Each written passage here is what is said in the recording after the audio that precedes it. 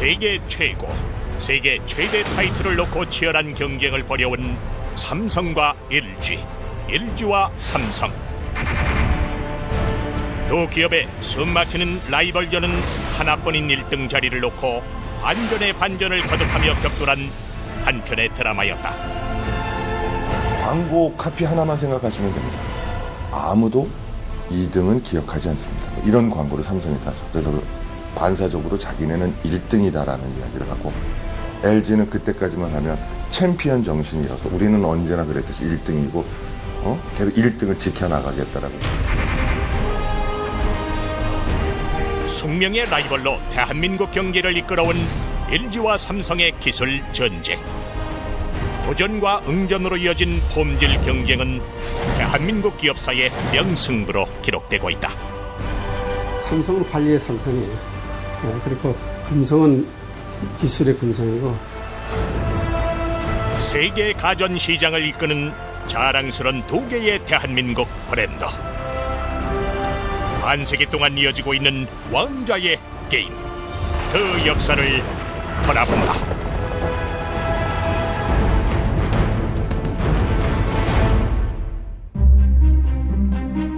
국민 대부분이 농업에 종사한 1940년대 후반, 설탕과 밀가루 같은 단순 제조업이 하나둘 생겨날 무렵, 고인회는 화장품 제조업에 뛰어들었다. 럭키 크림이 큰 성공을 거두고 럭키 치약이 국내 시장을 석권하면서 락키 화학은 종합 상사로 성장하게 된다. LG 시작은 구씨 가문이 진주 쪽에서 굉장히 양반 가문인데, 할아버지는 고종 때 벼슬을 하신 분이고, 근데 구인회 회장이 할아버지는 벼슬을 하셨지만 일제 침략기가 되고 이러다 보니까 1907년생이신데 자기가 자라면서 장성하다 보니까 집안이 무너져가고 있어요. 그래서 이 사업을 해야겠다 이 생각을 하게 되셨어요. 근데 이게 뭐냐면 토지 세력에서 상업 자본으로 넘어가는 거를 이 사람이 최초로 깨달은 사람. 춘향아, 너무 슬퍼하지 말아라.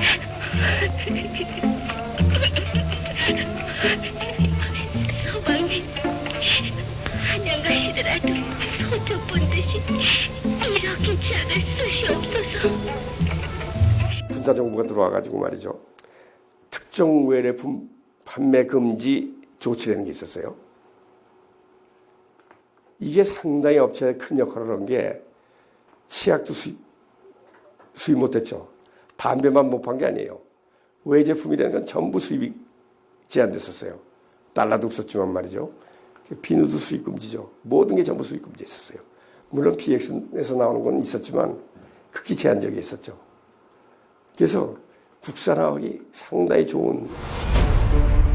락키 화학이 번창하던 무렵, 고인회는 그 성공에 안주하지 않고 새로운 사업을 구상하게 되는데, 당시 락키 화학 사무실이 있던 반도 호텔에서 윤옥현 실장과 우연히 대화를 나누던 중이었다. 전축이라는 것이 그렇게 좋습니까? 하이파이 전축에서 라디오 사업의 가능성을 본 고인회. 전자기술이 전혀 없던 시기에 라디오 사업 선포. 임직원들의 반대는 어쩌면 당연했다. 하지만 우리도 한번 해보자란 그의 결심을 직원들도 바꿀 수 없었다. 그리고 1958년 10월, 지금의 LG전자를 잇게 한 샛별이란 뜻의 금성사를 설립하는데, 이로써 한국 전자 산업의 새벽이 열린 것이다. 윤옥현이라는 그때 기획실장이 계셨어요. 그 양반이 LG전자를 만든 최고의 공신이에요. 어떻게 보면. 그래갖고 이게 뭐냐? 음악이 너무 좋다. 그랬더니까 하이파이브 음악입니다. 우리도 이거 만들면 안 되겠냐? 이 벤처 정신이 발동하는 거야. 부인회장이니까. 사장님. 그때는 회장이 아니고 사장이었죠. 사장님. 우리 라디오도 못 만드는데 어떻게 이런 걸 만들 수 있다고 생각하십니까? 너무 기발하세요. 그랬더니 그럼 우리 라디오 만들자. 이후 고인회는 라디오 생산에 총력을 기울였다. 최고의 경쟁력은 열정이란 것을 그는 이미 터득하고 있었던 것이다. 1959년 11월 드디어 제1호 국산 라디오 A501이 세상의 빛을 보게 된다. 전자산업의 불모지나 다름없었던 이 땅에서 역사적인 한 발을 내디딘 순간이었다. 열악했었죠. 곤비아 라인에 한 20-30명씩 앉아가지고 이제 생산하는데, 여자 정원분들 보면은 생활 어려우다 보니까 출근할 때 보면은 제대로 된 신발을 못 신고 스리퍼 같은 것을 신고 들어오는 정원을 많이 본 것을 지금 기억을 합니다만 상당히 안타까웠던 시절이었던 것 같습니다. 그러나 대중은 금성사가 내놓은 국산 라디오를 외면했다. 미군 부대를 통해 들여온 밀수품과 중고 라디오를 수리해 파는 전파상들이 시장을 점령하고 있었기 때문이다. 설상가상 당시 불안정한 전력 상황 탓에 라디오 수신이 제대로 되지 않자 이난의 화살은 모두 금성사로 향했다. 그렇게 적자 운영이 수년째 계속되자 금성사 내부의 동요가 일기 시작했다. 라디오 사업을 중단하느냐 강행하느냐 갈림길에 선 고인회. 그 순간 아버지의 가르침이 떠올랐다. 뭐든지 10년은 해봐야 안다. 그 당시 가격이 비쌌어요. 라디오하고 뭐하고 같이 나왔냐면 선풍기하고 같이 나왔어요. 선풍기도 잘 안 팔리고 라디오도 잘 안 팔리고. 그러니까 라디오 가격이 금성사 직원의 3개월 가격이 있었거든요. 3개월분 월급에 맞먹는 가격이니까 팔릴 리가 없죠. 그러던 어느 날 박정희 대통령이 금성사를 방문했다. 국정 홍보의 수단으로 라디오만큼 좋은 게 없었다.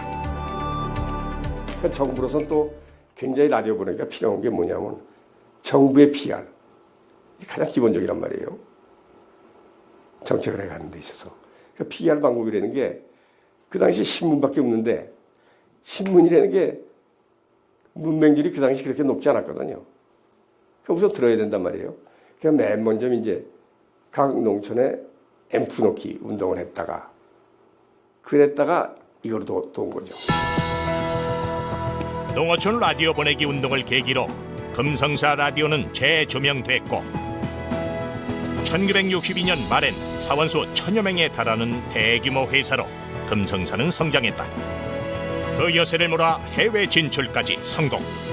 한국전자산업 최초의 수출품을 만들어내는 쾌거를 이룬다.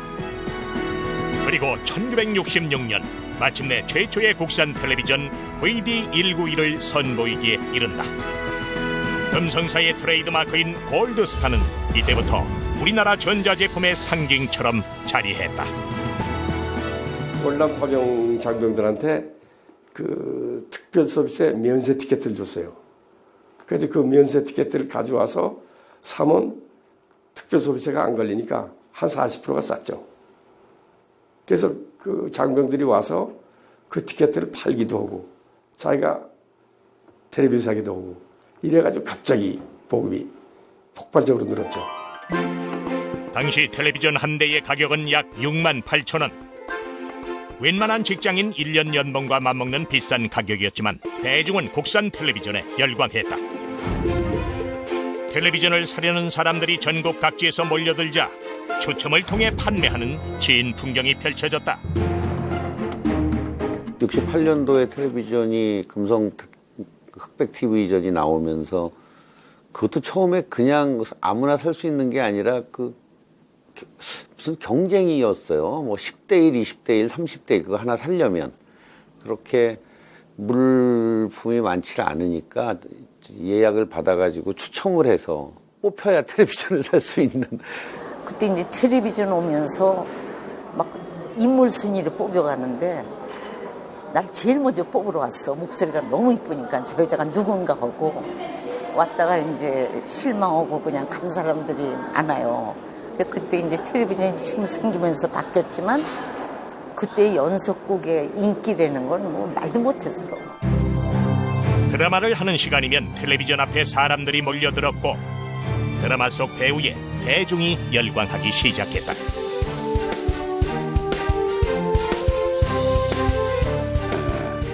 기사님 식당, 기사님들 식사하는데 거기 꼭 해놔요. 그러면 7시 반에 수사반장이 시작한다 그러면은 모든 자기 일을 전폐하고 모두 그 식당으로 들어가서 식사하시면서 TV 보는 거예요. 그러니까 택시를 잡기가 너무 힘든다 하는. 그렇게 텔레비전은 대중의 삶 깊숙한 곳까지 파고들었다. 지구 반대편 저 멀리서 날아오는 사전오기 승전부에 온 국민이 TV 앞에서 기쁨의 눈물을 흘리기도 했다. 수아나, 엄마야. 나 참견 먹었어. 그때 홍수환이 모르면 간첩이었죠. 그때 그 홍수환이 알아줘서 참 고맙기도 하지만 또 우리가 인터뷰할 때 엄마야 나 참편 먹어서 그랬고 우리 어머니가 대한 국민 만세다 그래가지고 오히려 우리 어머니도 스타 됐어요.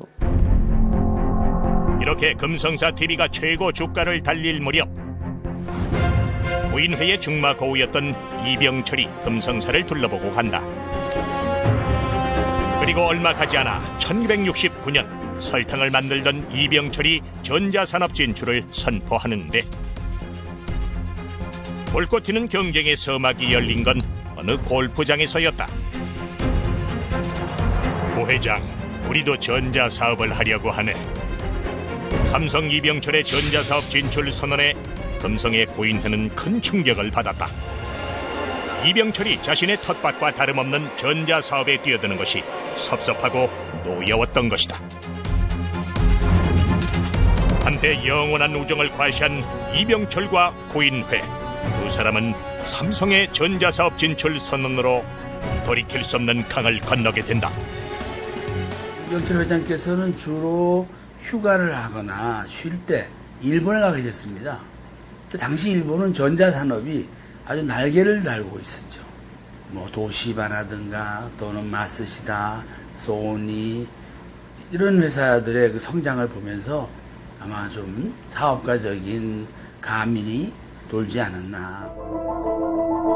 이병철과 고인회는 같은 고향과 같은 초등학교 출신. 게다가 사돈까지 맺은 사이였다. 평소 사람 사이의 신뢰를 중요시하던 고인회였기 때문에 이병철에 대한 실망감은 더 클 수밖에 없었다. 라디오를 최초로 만들었고 LG가 가전생활 제품에 선도적 역할을 했던 기업이 바로 LG라 봐야 되겠죠. 그런데 그 당시 1960년대를 그걸로 확장 일로로 사업을 걸어왔던 소위 굉장히 많은 이익을 창출하는 그런 것들이 가전사업 부분인데 여기에 삼성이 1969년도에 삼성전자를 창립하게 됩니다. 여기에 대해서는 소위 같은 파이를 두고 이제 쪼개야 될 판이 있으니까. 금성뿐만 아니라 국내의 크고 작은 전자업체들이 무슨 수를 써서라도 삼성의 전자사업 진출을 막고자 했다.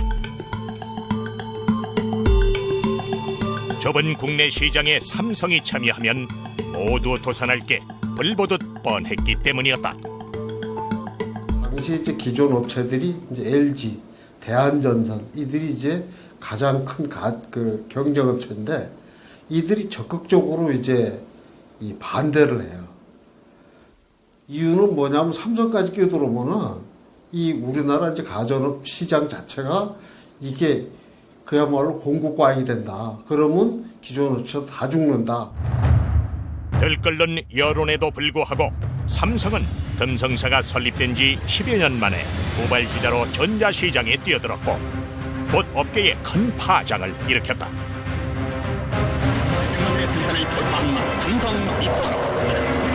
세계에서 세 번째, 한국에서 첫 번째 삼성 이코노 TV.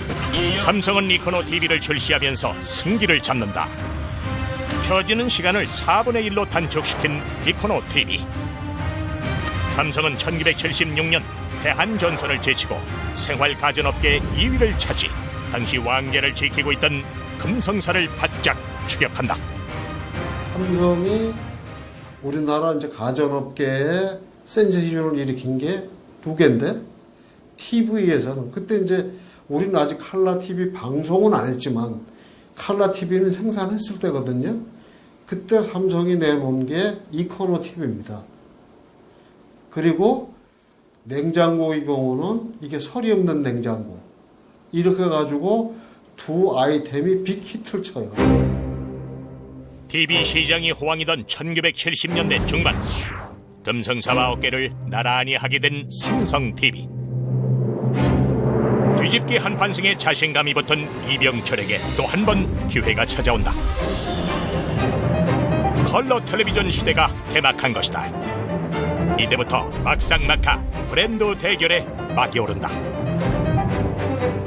금성사가 기술의 상징이라고 내걸면 삼성전자가 첨단 기술의 상징으로 받아치고, 이를 금성사가 다시 최첨단 기술의 상징으로 맞대응했다. 그때는 어느 정도로 알려졌느냐 하면, 제가 분석가로 시장에서 일하고 있을 때인데, 12월 결산법인들은 이제 2월 달쯤 되면 회계 보고서를 발표합니다.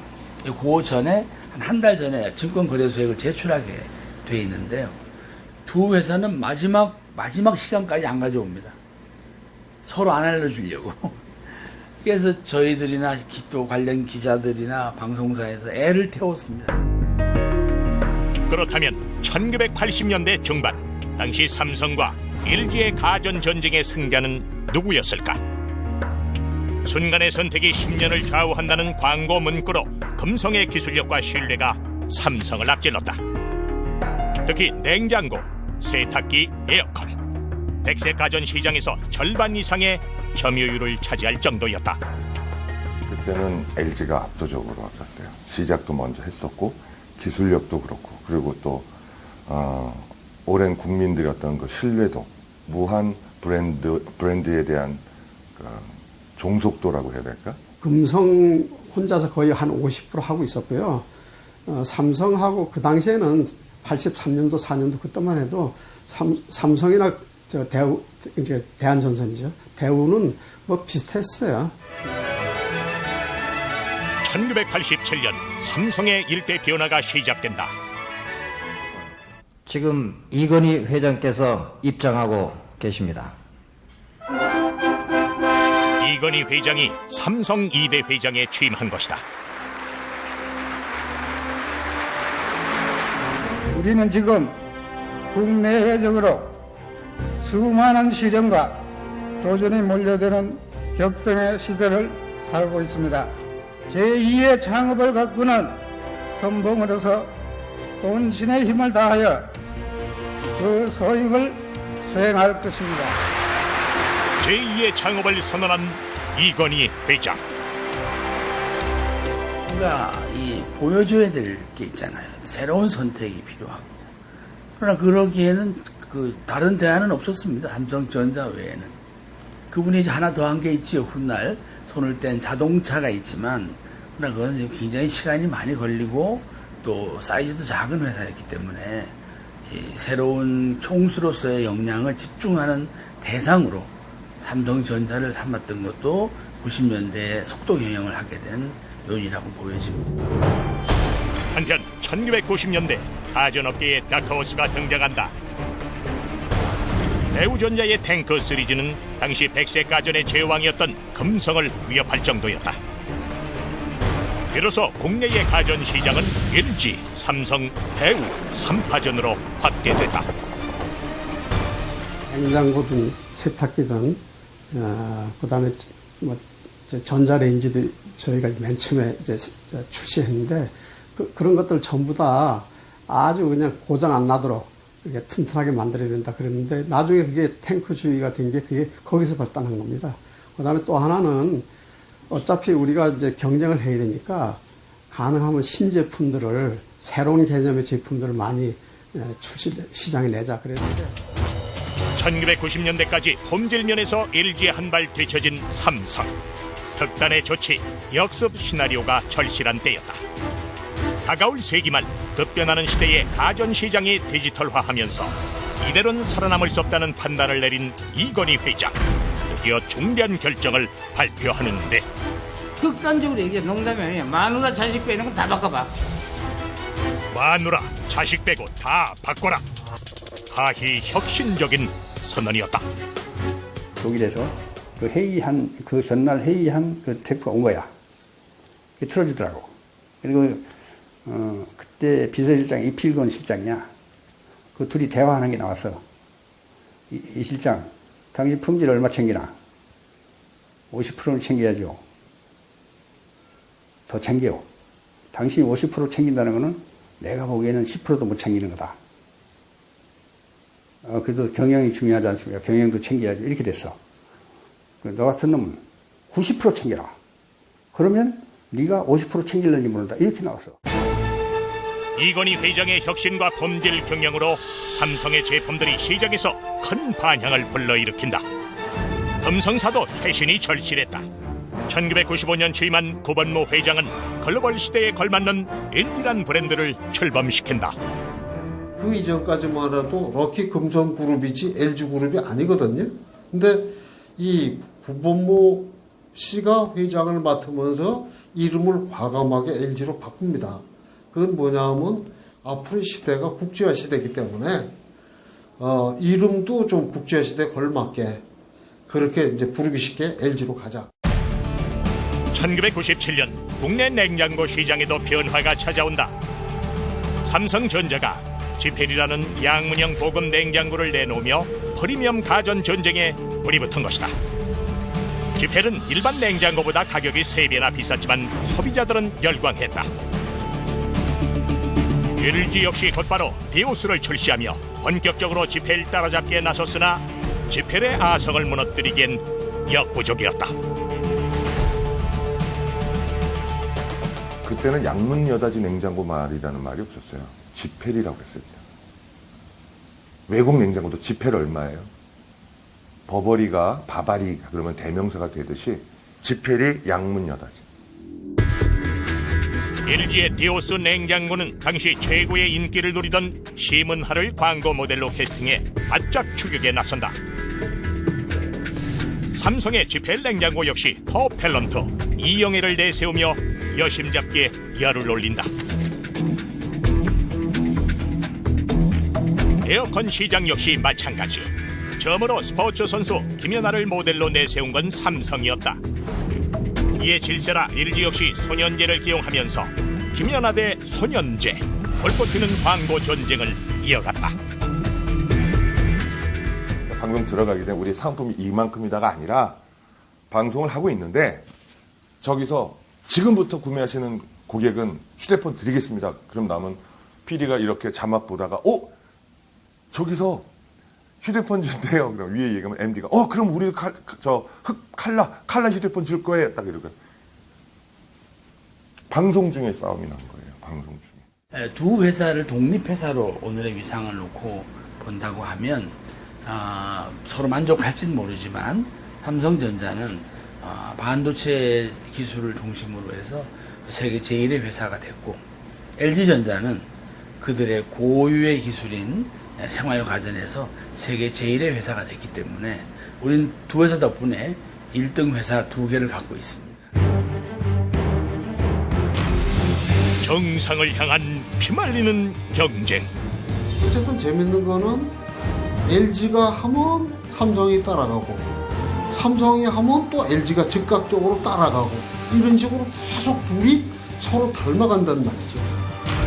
한 채 양보도 없는 품질 경쟁.